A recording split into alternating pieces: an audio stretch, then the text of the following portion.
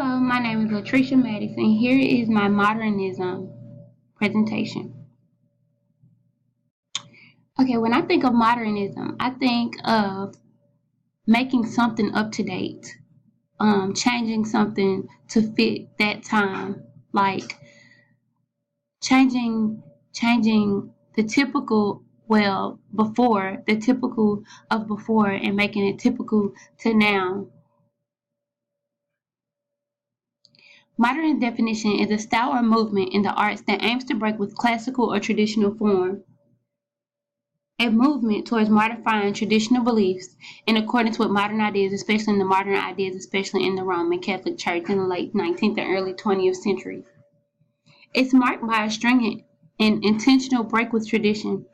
The break includes a strong reaction against established religious, political, and social views like homosexuality, women being able to perform duties that men perform, things like that. Beliefs that the world is created in the act of perceiving it. That is, the world is what we say it is. And I do believe that. Instead of listening to what someone else says about the world, we should have our own understanding of the world we live in.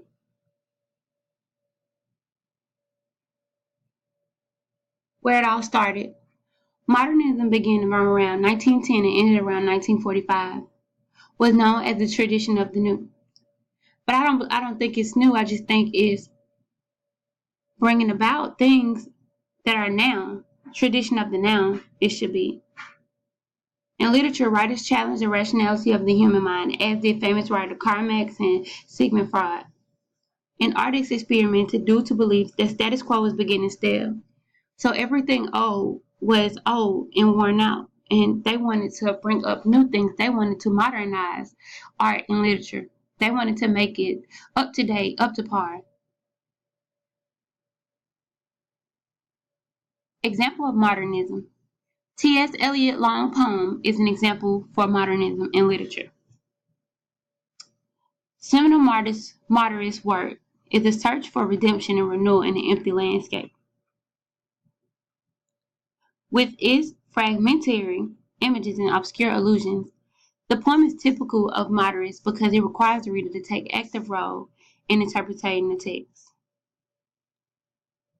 So basically with this poem, you have to actually think about what you're reading. You can't just read it and you can't just skim through it and understand it. You have to read it to comprehend this poem, to understand where he was going with the whole long poem.